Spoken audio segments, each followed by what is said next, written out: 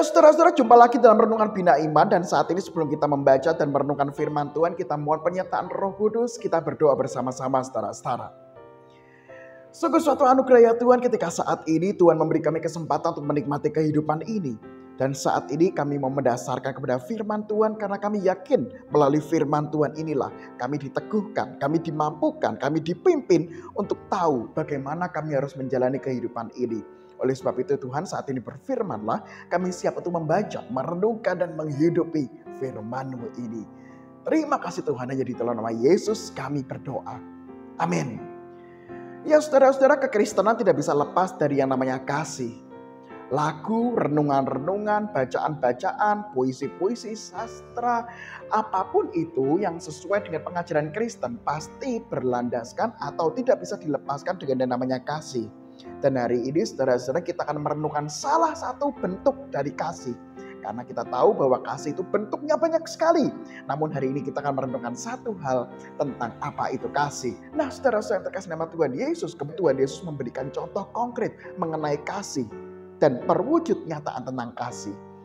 Ada di dalam Lukas pasal 10 ayat 30 sampai 34. Saya akan membacakan bagi saudara-saudara sekalian. Jawab Yesus, adalah seorang yang turun dari Yerusalem ke Yeriko. Ia jatuh ke tangan penyamun-penyamun yang bukan saja merampoknya habis-habisan, tetapi yang juga memukulnya, dan yang sesudah itu pergi meninggalkan setengah mati. Kebetulan ada seorang imam turun melalui jalan itu. Ia melihat orang itu, tetapi ia melewatinya dari seberang jalan.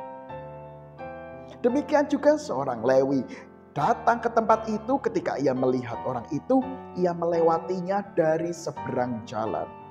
Lalu datanglah seorang Samaria yang sedang dalam perjalanan ke tempat itu. Dan ketika itu ia melihat orang itu, tergeraklah hatinya oleh belas kasihan. Ia pergi kepadanya lalu membalut luka-lukanya, sesudah ia menyiraminya dengan minyak dan anggur. Kemudian ia menaikkan orang itu ke atas keledai tunggangannya sendiri, lalu membawanya ke tempat penginapan dan merawatnya. Saudara-saudara, dalam bacaan kita itu menceritakan bagaimana salah satu bentuk dari kasih adalah tidak melakukan yang namanya pembiaran. Pembiaran itu artinya apa? Yaitu adalah harusnya kita bisa nolong, harusnya kita bisa bantu, harusnya kita bisa melakukan sesuatu kepada orang itu. Tetapi kita memilih untuk membiarkan itu, seakan-akan itu tidak pernah terjadi. Dan itulah yang dilakukan oleh imam dan juga Lewi. Dikatakan saudara-saudara ayat 31 dan 32, mereka melihat orang yang kerampokan itu. Baik itu imam maupun Lewi, mereka melihat. Artinya apa? Mereka tahu bahwa ada orang yang butuh ditolong. Dan seharusnya mereka bisa bantu. Tetapi apa yang mereka lakukan? Justru mereka membiarkan orang itu tetap dalam keadaan setengah mati. Nah saudara-saudara terkasih nama Tuhan Yesus, hari ini kita kembali diingatkan oleh firman Tuhan. Salah satu bentuk kasih adalah tidak melakukan pembiaran. Artinya apa saudara-saudara?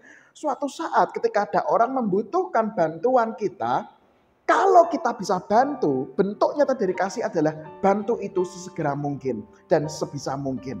Nah hari ini saudara-saudara kita diingatkan, kalau memang ada orang meminta pertolongan sama kita, memohon bantuan sama kita, mungkin kita nggak bisa bantu sepenuhnya, tapi setidaknya berikan sesuatu supaya orang ini tahu bahwa kita memang mau bantu. Misalnya saudara-saudara, ada orang butuh uang 10 juta. Wah itu kan besar ya. Ya memang besar atau kecil itu relatif. Tapi 10 juta mungkin bagi sebagian orang itu besar. Dan kita waktu itu uangnya mepet. Ya udah, kita mungkin gak bisa bantu seluruhnya. Tapi kita bisa bantu beberapa rupiah. Sebagai bentuk bagaimana kita memang ingin menunjukkan, ini loh aku mau bantu tapi mohon maaf, saya bisa bantu hanya sekian. Atau kita bisa bantu dengan cara apa? Kita bisa mencari bantuan sama rekan lain. Siapa tahu bisa membantu orang yang butuh 10 juta ini. Nah saudara-saudara, membantu itu ternyata juga bisa juga. Misalnya contoh, ada pedagang-pedagang kecil di sekitar kita. Bentuk kasih kita adalah ya bantulah dengan cara apa? Belilah barang dagangannya. Mungkin barang dagangannya nggak seberapa, mungkin barang dagangannya tidak kita butuhkan. Kalaupun kita tidak butuhkan, ya beli saja dan kita bisa beri sama orang lain. Di waktu dan tempat yang lain tentu saja ya. Artinya apa sih? Pedagang-pedagang kecil, terutama yang disabilitas, karena beberapa saya pernah melihat kemudian yang sudah tua tetapi masih berjualan. Disitulah tentu saja bukan berarti yang lain tidak kita perhatikan loh ya, tapi disinilah bentuk bantuan kita, yaitu adalah belilah pedagang kecil. Ketika kita lewat di pinggir jalan, ketika kita lewat di tempat-tempat tertentu, kalau kita bisa beli dagangannya, ya belilah dagangannya.